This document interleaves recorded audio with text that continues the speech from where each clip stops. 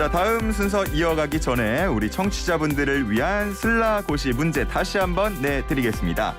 앞서서 1부에 전현희 국민권익위원장과 함께한 인터뷰 주제였죠.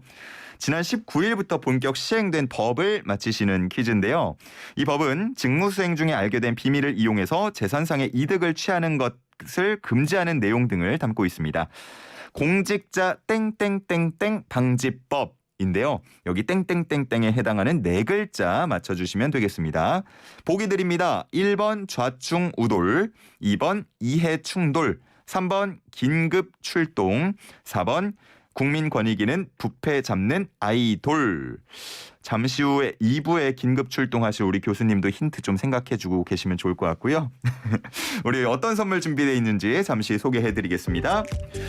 덱스라이프에서 활력소 치명 청심단 3000과 로얄 아르간 커넬 오일 선물 세트, 일리커피에서 프리미엄 스틱 원두커피 세트, 은큼 떡볶이에서 떡볶이 키트 3팩, 야베스 목장에서 직접 만든 쫀득한 수제 요거트 과일 세트, 셀프 세차용품 오토 그루밍에서 퀵 디테일러 세트, 팽락닷컴에서 팽현숙 최양락의 맛있는 옛날 김치 10kg, 소다스쿨에서 베이킹 소다 세제 세트, 물 없이 머리 감고 샤워하는 베리코드 노워터 샴푸와 바디워시 준비되어 있고요. 정답 아시는 분은 단문 50원, 장문 100원, 샵 0945로 지금 바로 보내주시면 되겠습니다. 다음 순서로 이어가시죠.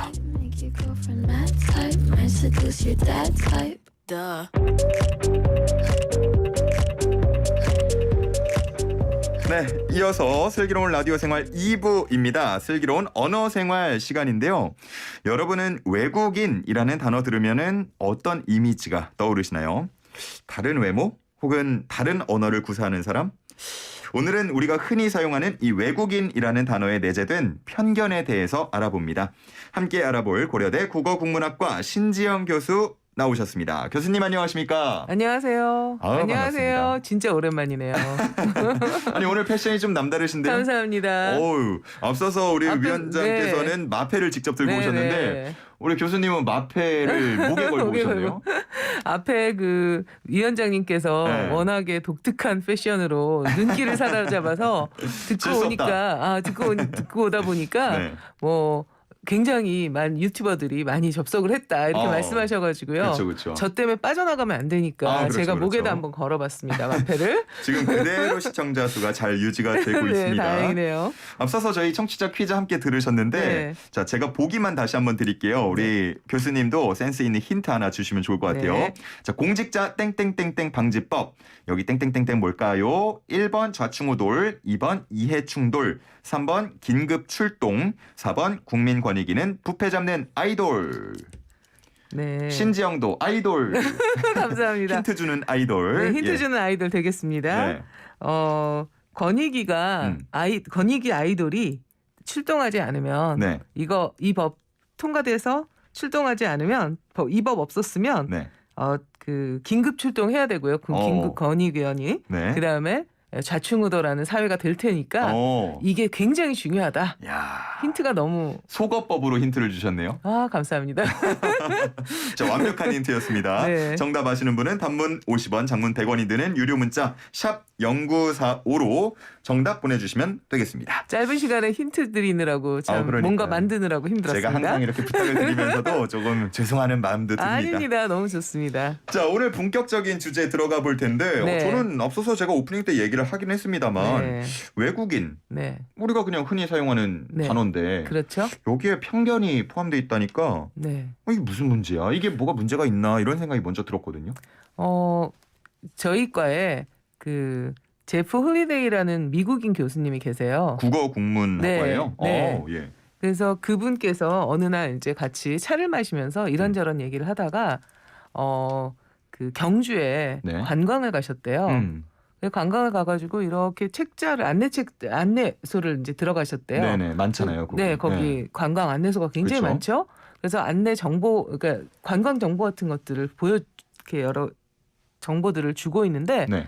딱 들어가니까 이렇게 한쪽에는 그 외국인용이 있더래요. For foreigners 그렇죠. 이렇게 돼 있고 한쪽에는 이제 내국인용 이렇게 돼 있대요. 네네네. 그래가지고 이 홀리데이 교수님이 되게 망설였다는 거예요. 국적이 한국이신가요? 아, 국적은 미국인이신데 왜 헷갈리죠? 그냥 포리너로 가면 되는 거 아닌가요? 왜냐면 포리너에는 보니까 영어하고 일본어하고 중국어 이런 것들이 있더라는 거죠. 근데 본인은 한국어를 잘 하시고 또 한국어로는 안내책자가 어떻게 돼 있는지 되게 궁금하셨다는 거예요. 그래서 한국어를 집으려고 딱 하는데 내국인용 이렇게 돼 있으니까 난 내국인이 아닌데. 예. 그래서 이제 외국인용을 딱 갔더니 당신이 흥미로운 그 언어가 없더라는 거예요. 예. 그래서 한국어를 집으려고 하는데 마음에 약간의 양심의 가책이 생겨서 예. 집을 수가 없더라. 근데 어떤 말씀이신지 알겠어요. 그런 얘기를 하셨어요. 그래서 저는 한 번도 생각해 본 적이 없었거든요. 그러니까요. 그리고 잘 생각해 보니까 왜 안내책자가 외국인용, 내국인용, 그러니까 내국인용 그다음에 한쪽에는 for foreigners 영어로 써 있더라는 거죠. 네. 왜 안내책자는 꼭 그렇게 배열이 되어 있어야 될까? 언어별로 배열되어 있으면 자기가 원하는 언어를 집으면 되잖아요. 그런데 국적별로 되어 있으니까 외국인이 한국어를 뽑을 수가 없으니까 이상하다. 이런 생각을 하게 됐어요. 그러네요. 생각해보니까 그렇죠? 어떤 곳은 가면은 네. 이 언어로 배치된 곳도 있긴 있습니다. 네네. 근데 일반적으로는 말씀해 네. 주신 것처럼 내국인, 외국인 이렇게 네. 두 가지로 나누는 경우가 더 많은 것 같거든요. 네. 그게 누군가에게는 그런 고민을 안겨줄 수 있다는 거를 네. 저도 들으면서 처음 알았네요. 그러니까 집는 사람 관점으로 보지 않았다는 거죠. 그러다 보니까 사실은 친절을 베풀기 위해서 외국인들은 한국어를 잘 못할 것 같으니까 네. 다른 언어를 집겠지. 그리고 한국어를 못하는 사람들을 위해서 영어로 써줘야지. 그러면서 for foreigners 이렇게 써 있는 거죠. 네. 그러니까 그런데 예를 들어서 영어를 못하는 외국인은 없을까요? 있겠죠. 그러니까요. 굉장히 많을 거 아니에요? 그런데 for foreigners라고 써 있으니까 외국인은 영어를 꼭 해야 되는 거야. 이렇게 말하는 것 같잖아요. 그러면 외국인인데 영어를 못하는 사람은 나는 고려되지 않았구나. 이런 생각을 하지 않을까요? 약간의 박탈감도 느낄 수 있다. 네. 그리고 만약에 내국인인데 한국어를 충분히 잘하지 못해요. 그럴 수도 예. 있잖아요. 네네네. 그러면 외국인용 이렇게 for foreigners 이렇게 써 있으니까 거기 있는 언어를 집기가 좀 힘들겠죠. 반대로. 그렇죠. 그러니까 사실은 어떤 사람들을 그 언어를 통해서 배척하는 건 아닐까. 그런 이제 생각을 그분 덕분에 하게 됐어요. 예. 그래서 요즘에 방송 보면 네. 진짜 워낙 이제 우리 사회가 네. 자체가 다양성이 그럼요. 많아졌고 네. 한국어 잘하는 외국인 분들 저보다 잘하는 분들도 많으시더라고요. 네, 맞습니다. 그래서 네. 어떤 사람이 한국어를 하면 어머 한국어 되게 잘하시네요. 이것도 사실 굉장히 무례한 것일 수 있거든요. 예. 왜냐하면 우리가 외국인이다라고 생각하는 거를 잘 보면 어떨까요? 저 사람 외국인이야? 어떻게 판단하죠? 그냥 뭔가 일단 외모로 판단을 하게 되고 네. 기본적으로 한국어를 잘 못할 것 같고 네네. 한국 문화를 잘 모를 것 같고 네네. 라고 생각을 하게 되죠. 그렇죠. 근데 문제는 외국인이라는 단어를 사전에서 찾아보면 네. 다음과 같이 되어 있어요. 첫째, 다른 나라 사람. 이게 일반적으로 이제 풀이되어 있는 거고요. 네. 법률적으로는 우리나라의 국적을 갖지 않은 사람. 법률상의 지위는 원칙적으로 한국인과 동일하지만 참정권, 광업 소유권, 출국 따위와 관련된 법적 권리에서 제한을 받는다. 이렇게 돼 있거든요. 네. 그러니까 법률적으로 잘 따져보면 이거는 국적을 중심으로 되어 있다라고 되어 있습니다. 그러니까 예를 들어서 귀화한 사람. 그분은 외국인일까요? 한국인일까요? 한국인. 그렇죠. 네. 그런데 그분이 만약에 한국어에 진짜 한국어가 모국어가 아닐 수도 있잖아요. 그렇죠. 그러니까 다른 더 편한 언어가 있을 수가 있겠죠. 그리고 외모가 우리랑 다르게 생길 수도 있잖아요. 네네. 일반적인 한국인과는 좀 다르게 생길 수도 있겠죠. 네. 그런데 우리는 어떻게 그러니까 국적을 기준으로 외국인인지 아닌지 이거를 판단하는 게 원래는 언어가 가지고 있는 기능이었는데 우리는 외모를 보고 국적도 보지 않고 저 사람이 외국인이다라고 아니다라고 판단할 수 있다고 생각하는 걸까? 이런 생각을 한번 같이 해봐야 되지 않을까요? 네. 아마 이제 말씀해 주신 것처럼 요즘 우리 청취자분들 중에 조금 젊은 분들이 계시다면 네. 우리는 안 그래라고 생각하실 수도 있을 맞습니다. 것 같아요. 왜냐하면 워낙 이제 방송을 통해서도 맞습니다. 그런 뭐랄까요? 약간의 편견, 차별 같은 게 많이 깨진 세대이기 때문에. 네네네. 근데 이제 저도 그렇고요. 네. 예, 뭐 저와 비슷하거나 저보다 위에 계신 분들은 아마 이 말씀하는 내용을 분명히 느끼실 것 같아요. 그럼에도 불구하고 우리도 모르게 언어에 그렇게 숨어 있는 이데올로기가 있기 때문에 이미 외국인이라는 단어를 쓰는 거 이제 뒤에 가서 우리가 그 얘기도 할 텐데요. 네. 외국인이라는 단어 꼭 필요할까? 이런 생각까지 한번 나가봐야 되지 않을까라고 생각합니다. 예. 대체로 보면은 외국인 그러면 우리가 가지고 있는 그 단어에 대해서 사람들이 떠올리는 거는 사전에 있는 내용이 아니고요. 예.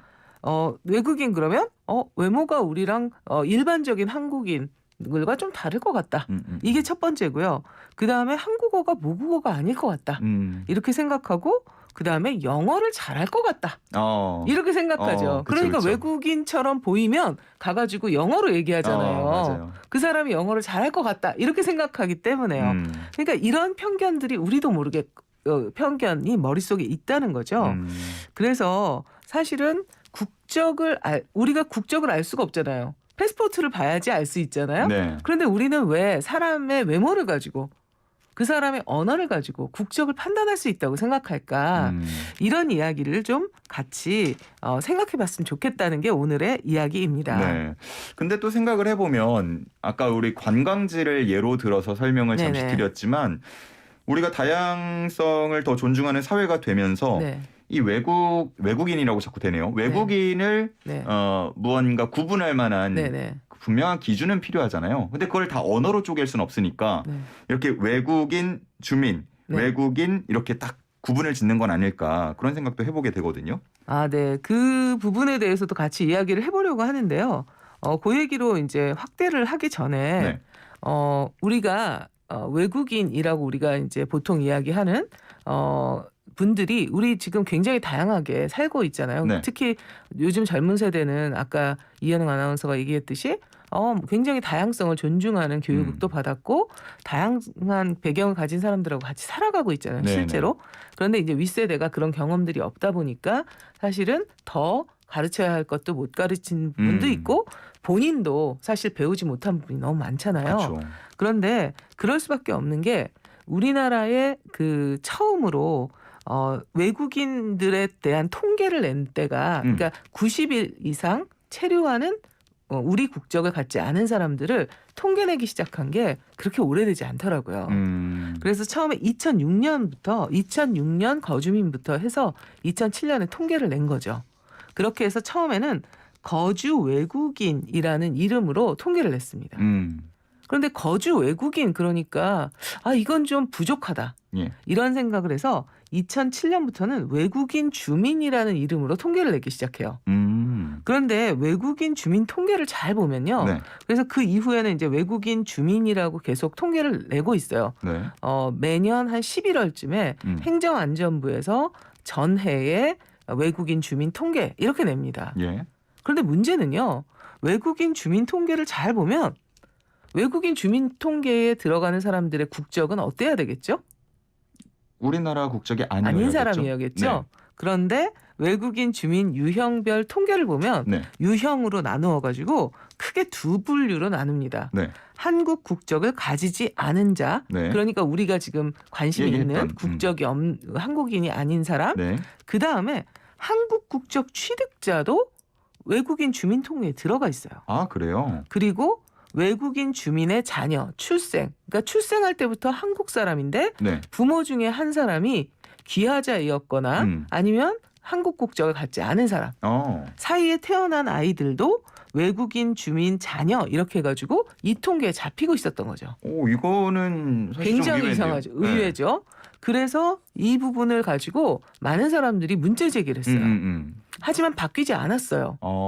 그래서 제가 책에도 좀 썼고요. 예. 그다음에 이제 컬럼을 썼습니다. 지난번에 얼마 전에 이제 컬럼을 썼는데요. 그 컬럼을 보고 행정안전부에서 전화가 왔어요. 예. 뭐라고 자문을 좀 해달라고. 그래서 이제 자문 요청서를 받아보니까 네네.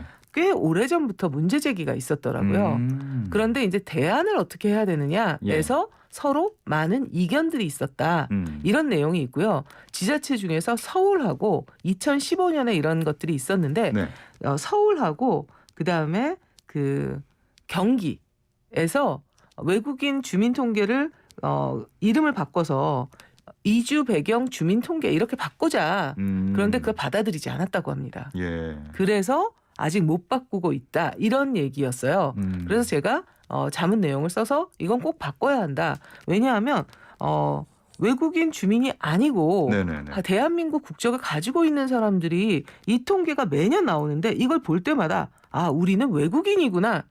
아직 한국인이 아니구나. 네. 그러니까 국적을 가졌지만 너희는 한국 사람이 아니야. 이렇게 계속해서 밀어내는 건 아닐까. 그러네요. 그리고 심지어는 출생시부터 대한민국 주민이고 대한민국 국적을 가지고 있는 어린아이들이 네. 미성년자들이 이제 여기에 통계에 잡히는데요. 그 사람들이 계속해서 나는 부모님 중 한 사람이 그 원래 국적이 한국이 아니었다면 나는 한국 사람이 될 수 없구나. 한국 국적을 가지고 있어도 네. 이런 생각을 계속할 수밖에 없게 되는 상황이 되는 거죠. 진짜 이런 부분에 대해서는 저희가 그동안 깊이 고민해보진 못했던 부분 같은데 네. 한번 생각을 해봐야 될 것 같고 또 얘기를 들으면서 네. 흔히 이제 외국 외모를 가진 분들이 네. 국내에 있을 때 네네. 매운 거 잘 먹어요? 이런 질문 그렇죠. 흔히 하잖아요. 그렇죠. 이것도 좀 신뢰될 수 있겠다는 생각이 방금 얘기 들으면서 갑자기 딱 들었어요. 그럼요. 한국어 잘하시네요? 이런 얘기를 들으면 어떤 분들은 한국어가 모국어고 그다음에 한국 그 주민등록증도 가지고 있는데 예. 그리고 태어날 때부터 한국 국적을 가지고 있는데 외모 때문에 한국어를 하면 한국어 되게 잘하시네요? 이렇게 이야기를 듣는 경우가 굉장히 많더라는 거죠. 그 그리고 방송인 중에 조나단인가요? 네, 맞아요. 그 친구 그분 생각이 딱 드네요. 네, 굉장히 여러 사람이 있습니다. 요즘은. 예. 근데 한국 이름을 가지고 있고 이럼에도 불구하고 한국어 잘하시네요. 이렇게 이야기하는 것 자체가 굉장히 차별일 수 있다. 근데 미국 같은 경우도 그런 경우가 있다는 거죠. 2세, 3세들이 있는데 영어 잘하시네요. 이렇게 얘기를 한다는 거예요. 외모만 보고. 예. 그래서 굉장히 불쾌하다. 이건 차별이다. 이렇게 이제 미국에서 목소리를 높이는 우리 교포들이 있는데 네. 그분들의 사례를 보고 우리는 막 분노하잖아요. 어떻게 저렇게 차별적일 수 있어? 그런데 우리는 더 심한 차별을 하는 것이 아닐까? 왜냐하면 다양한 배경을 가지고 있는 사람들과 살아본 역사가 짧으니까요. 맞아요. 근데 아까 말씀드렸듯이 2006년 2007년부터 통계를 냈는데 2006년에 한국에 거주하는 외국인 주민의 그 비율이 전체 인구의 1.1%였대요. 그때부터 이제 부쩍 늘어난 거죠. 예. 근데 1%인데 그러면 작년에 몇 퍼센트 정도가 될까요? 꽤 많이 늘었을 것 같은데요. 네. 사실은 작년은 정점을 찍은 건 2019년이었어요. 네. 코로나 직전이죠. 얼마나 됐나요? 코로나 이후에 이제 외국인 주민들이 외국 국적을 가지고 있는 사람들이 본국에 돌아간 경우가 많아가지고 조금 줄었는데요. 그때가 4.3%였어요. 2019년에 네. 4.3%. 4.3%. 그러니까 한 14년, 15년 만에 4배가 는 거죠. 그러네요. 갑자기요. 더 늘어날 것 같아요. 그리고. 그럼요. 그런데 OECD에서 다문화이고 그다음에 다인종 국가를 기준을 이제 세우는 게 있어요. 예. 전체 인구의 몇 %가 됐을 때 이 나라는 다인종 다문화 국가다라고 하는 기준이 있거든요. 예. 몇 % 정도일 때일까요? 글쎄요. 한 5%? 맞습니다. 이주 배경 주민의 수가 5% 정도가 됐을 때 다가오네요. 그렇죠. 그런데 우리는 과연 준비가 되어 있을까? 오늘 여러분에게 던지는 질문은 그것입니다. 이 우리는 질문까지 정말 한번 들어보는 걸로 해야 될 것 같습니다. 시간이 네. 또 훌쩍 가가지고 네. 저희가 오늘은 뭐 고민 해결보다는 네. 고민할 거리를 함께 공유하는 정도로 얘기를 나눠보도록 하겠고요. 6608님께서 저는 신지영 교수님의 외국인 졸업생 마국진입니다. 네, 알아요. 아세요? 굉장히 유명한 친구예요. 네. 즐겨 듣는 슬기로운 라디오 생활에서 반가운 목소리가 들려서 얼른 주차하고 문자 남깁니다. 저도 언어 반가워요. 탐구하는 공부하고 있는데 찾아뵙고 인사드리지 못해서 송구스러운 마음 함께 든다고 꼭 안부 인사 전해달라고 비정상회담에도 나왔던 친구예요. 그렇군요. 네. 제가 이렇게 또 소개를 따로 드렸습니다. 네. 자, 이렇게 오늘 함께 외국인이라는 단어가 가지고 있는 편견과 우리가 함께 고민해봐야 할 점들 이야기 나눠봤고요. 다음 시간에 또 기회가 되면은 관련된 얘기 더 이어가면 좋을 것 같습니다. 네. 자, 오늘은 여기까지 듣도록 하겠습니다. 지금까지 고려대 국어국문학과 신지영 교수였습니다. 감사합니다. 감사합니다.